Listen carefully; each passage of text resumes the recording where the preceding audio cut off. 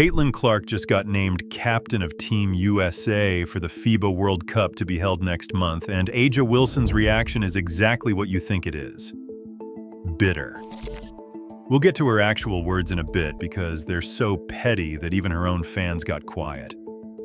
But let's talk about why Clark earned this first, because the numbers make Wilson's comment look even worse. Show your love for Caitlyn by congratulating her down in the comments below. USA Basketball dropped the roster for the FIBA World Cup, and it wasn't just names on a list. Buried in the announcement was a title nobody saw coming this fast. Caitlyn Clark isn't just on the team, she's the captain, taking the mantle from the legendary Diana Taurasi, who just retired. That word alone changed the entire conversation around this roster because captain isn't some throwaway label they hand out to whoever's popular that week. For years, the pecking order on Team USA ran through the veterans. Wilson has been part of that group since her Olympic runs, and players like her usually get first dibs on leadership roles because that's how it's always worked. Seniority mattered, championships mattered. So when the captain title landed on a player who's only been in the league a couple years, it broke the pattern everyone assumed would hold. Captaincy on Team USA isn't just a nice word for social media graphics. It means Clark is now the one talking to officials during games, the one coaches lean on to relay adjustments mid-possession, and the one reporters go to first after every game during the tournament. It's a locker room voice role too, meaning her opinion carries weight when the coaching staff makes decisions about rotations or late-game strategy. That's a lot of trust to hand a player this early into her national team career, and it says everything about how USA Basketball views her right now. Sue Bird, who knows a thing or two about leading this program, called the roster an incredibly talented group when the announcement went out. That's the kind of quote that sounds simple on the surface, but tells you where the program's head is at. They're not talking about one dominant scorer anymore, they're talking about depth, versatility, and building something that can score in bunches from multiple spots on the floor. Clark fits that vision as the engine, not just a scorer bolted onto an existing system. And while Clark's name moved up, Wilson's moved down, quietly. No press conference addressing it, no big statement, just a shift in where she sits in the rotation of leadership responsibilities that used to be hers by default. She's still on the roster. She's still getting minutes. But the voice in the room that used to be hers first now belongs to someone else, and everyone in that locker room knows it, even if nobody says it directly. This didn't come out of nowhere either. Back in December during training camp, people already noticed the staff building game plans around Clark's pace and her passing angles rather than running things through the post like they used to. That's the generational shift nobody wanted to say out loud until the captain announcement forced the conversation. The team was already leaning her direction for months before it became official on paper. Once Wilson found out the captaincy went to Clark, her response didn't stay private for long. We'll get into exactly what she said, but let's just say it wasn't gracious, and it wasn't quiet either. Clark is the captain. Wilson's influence on this roster just got smaller, whether she wants to admit it or not. And once you look at the stat sheet from this year, you'll understand why USA Basketball didn't think twice about making this call. What does a season look like when a player breaks a record every couple of days? Ask the Fever, because that's basically been Clark's 2026 season on repeat. Her scoring average jumped from her record-breaking rookie year, her defensive numbers climbed even higher, her assists and rebounding for a guard are still elite, and her shooting splits got tighter across the board. This isn't a small step forward, it's a full leap, and the league noticed almost immediately once the games started piling up. Clark grabbed Player of the Week honors twice in a row, back-to-back, no gap between them. Then the league went ahead and gave her the entire Player of the Month award for June too, which doesn't happen by accident. That's a full month of the best guards and forwards in the world getting outplayed on a nightly basis by one point guard running an offense that nobody's figured out. Her stat lines during that stretch look almost unfair when you put them next to each other. Multiple 30-point games, double-digit assist nights mixed in, and shooting efficiency numbers that made analysts start comparing her possession-by-possession value to some of the best offensive players in the entire league, not just the WNBA. She broke her own single-game scoring record from her rookie year and set a new mark for fastest point and assist totals in WNBA history. Every few days it was something new, and broadcasters started expecting it instead of being surprised by it. None of this happens in a vacuum either. Aaliyah Boston's been finishing everything inside that Clark sets up for her. Kelsey Mitchell's been cutting through the lane and converting Clark's insane passes. Sophie Cunningham has been knocking down catch-and-shoot threes off Clark's drive and kicks. And Lexi Hull has brought exactly the kind of physical, no-nonsense defense that lets Indiana survive possessions where Clark isn't the one guarding the ball. That's a full roster clicking around one engine, and it's the reason the Fever offense ranks near the top of the league instead of just being one star carrying dead weight. Numbers like these don't just fill up a stat sheet, they win games, and winning games is what pulls in national attention. Ratings for Fever games kept climbing throughout the season, and national broadcasters kept moving Indiana into primetime slots because casual fans who don't normally watch the WNBA were tuning in just to see what Clark would do next. That kind of pull matters to USA basketball too, because national interest turns into ticket sales, jersey sales, and eyeballs on the FIBA broadcast that wouldn't be there otherwise. Wilson's season, by comparison, has looked solid on paper, but nowhere near this kind of record-breaking stretch, and it hasn't come with anywhere close to the same attention or team success. Nobody's saying she's been bad. She just hasn't been the story, and in a league where the story matters as much as the box score, that gap is real. Captaincy isn't a participation trophy for showing up to enough training camps. It's earned through stretches exactly like the one Clark just had, where she didn't just play well, she played well enough that the decision picked itself. Team USA didn't have some complicated debate about who deserved this. The tape and the stat sheet did the arguing for them, and there wasn't a real counter-argument to make. But the WNBA season alone isn't even the full case. What Clark did in Puerto Rico during the qualifying tournament might be the stronger argument, and almost nobody outside hardcore basketball fans actually watched it happen. Here's something strange. Clark's most dominant stretch of the entire year didn't happen on primetime TV, and it didn't happen in an Indiana Fever jersey either. It happened in Puerto Rico during the FIBA World Cup qualifying tournament, a tournament most fans didn't even know was happening. No packed arenas back home glued to their TVs, no trending topics blowing up every night, just quiet gym games in front of smaller crowds, and somehow that's where Clark put together the best stretch of basketball anyone saw from her all year. She wasn't even walking into that tournament as a starter. Clark was coming off 8 months of rehab from an injury that kept her sidelined for most of the previous stretch, and she entered Puerto Rico as a bench piece, easing back into the group instead of running the show right away. That's not usually how you'd set the stage for one of the most dominant showings of anyone's career, but that's exactly what happened. There was real doubt heading in too. 8 months away from competitive basketball is a long time, and coaches don't just hand the keys back to a player without knowing if the timing and conditioning are actually there. Nobody was sure if Clark would look rusty, if her shot would be off, or if her conditioning could hold up across back-to-back tournament games on a short turnaround. Those are fair questions to ask about anybody coming off a long injury layoff, star or not. Then she stepped on the floor and the questions disappeared fast. In one game alone, Clark logged just 19 minutes and put up 17 points, 12 assists, and 0 turnovers. 0. That's not a normal stat line. That's the kind of line that shows up once a season if you're lucky, and she did it coming off the bench in limited minutes after 8 months of rehab.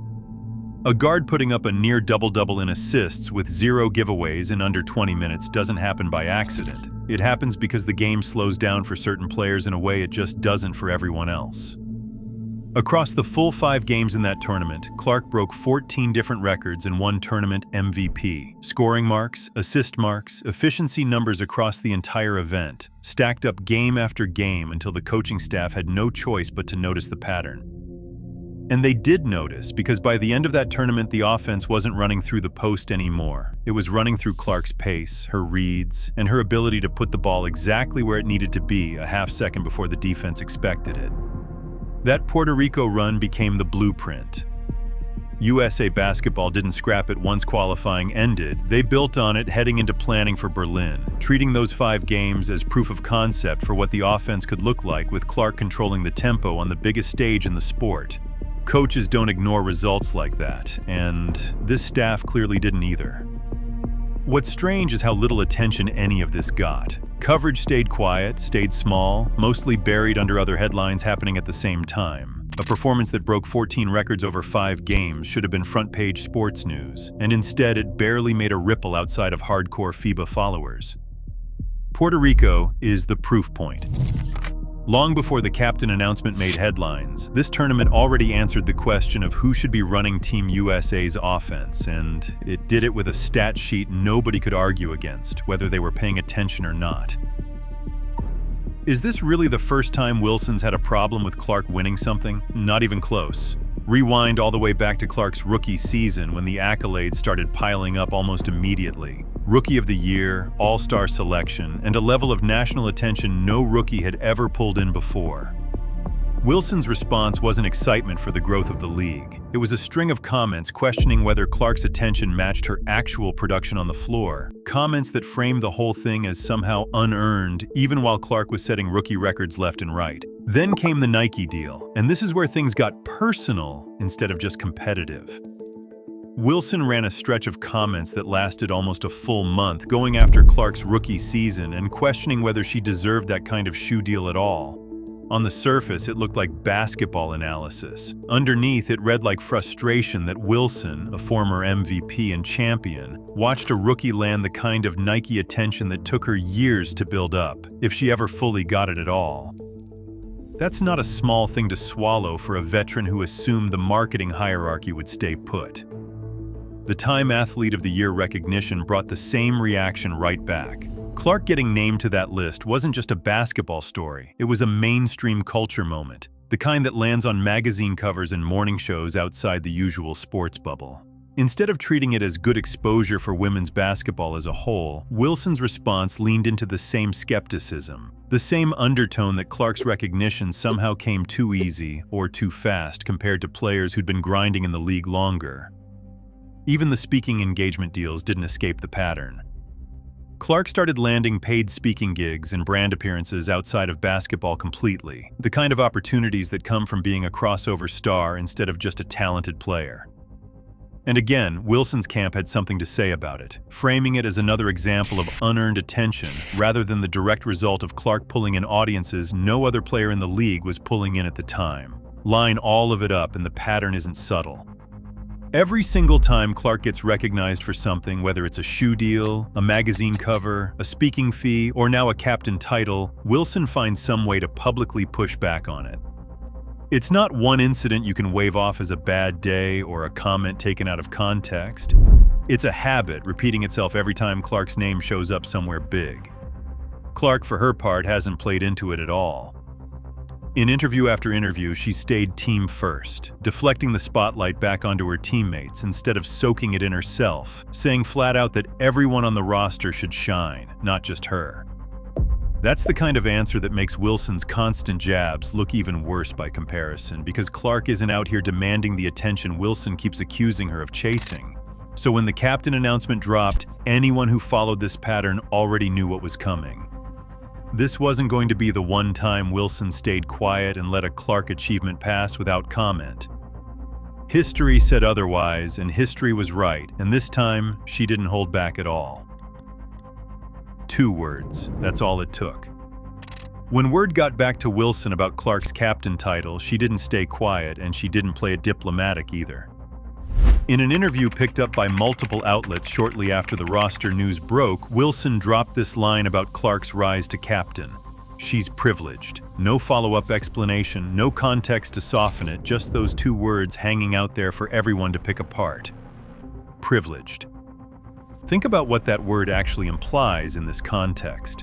It's not saying Clark worked hard and got lucky with timing, it's suggesting Clark's position came from something other than the actual basketball, like her success is some kind of unearned gift handed down instead of a result built off 30-point games, franchise records, and a tournament run in Puerto Rico, where she broke 14 records in 5 games. That's the part fans couldn't get past. Calling someone privileged after a season like that isn't just a jab, it's flat out ignoring the stat sheet. Word choice matters, and this one landed about as badly as it could. Fans immediately picked apart the timing too, because Wilson didn't say this in some heated post-game moment where emotions run hot and words slip out wrong. This came in a sit-down interview, which means there was time to think about what she wanted to say and how she wanted to say it. She chose privileged on purpose, and that's exactly why it stuck around online for days afterward, getting clipped and reposted everywhere. Here's where the irony gets thick. Wilson said this while still on the roster herself, still logging real minutes for Team USA, still cashing checks from a spot on the same team she's now complaining about. Nobody benched her, nobody's taken anything away from her. She's just not the one wearing the captain title anymore, and instead of accepting that gracefully, she reached for a word that made her sound bitter instead of competitive. Now bring in the shoe situation because it makes the timing of that comment even worse. Nike is ramping up marketing for Clark's signature shoe right now. Full campaign, hype videos, release countdowns, the kind of push companies reserve for their biggest stars. Industry chatter already points to a sellout within minutes once it drops, the same way her past releases have moved off shelves almost instantly. Wilson's shoe tells a different story completely. Months on the market and it still hasn't sold out. Retailers have pushed it into bargain bins, discounting it just to move inventory that isn't moving on its own. Nike's marketing push for it disappeared almost entirely too. No fresh campaign, no countdown, nothing close to what Clark's getting right now. It's fair to ask why. Is Nike quietly stepping back from Wilson because of moments exactly like this privileged comment? Sponsors watch how their athletes talk in public, and a pattern of bitter comments aimed at the biggest attraction in the sport isn't a good look for a brand trying to sell shoes to as many people as possible. It's not a stretch to think this attitude is costing her more than just headlines, and other companies watching from the sidelines might be taking notes too. Two stories are happening at the same time here. One shoe about to sell out in minutes, one still sitting in a bargain bin, and one comment that captures exactly why. A star is rising, another one's fading, and Wilson's own words might be speeding that fade up more than she realizes. Strip away the noise, and this comes down to one plain fact. Clark didn't get named captain because Nike wanted it or because fans voted for it online. She got it because the stat sheet from Indiana and the tape from Puerto Rico left the coaching staff with nothing else to decide. 14 records in 5 games does that. So does a Player of the Month sweep. Heading into Berlin, Team USA's offense already runs on her pace and is set to dominate.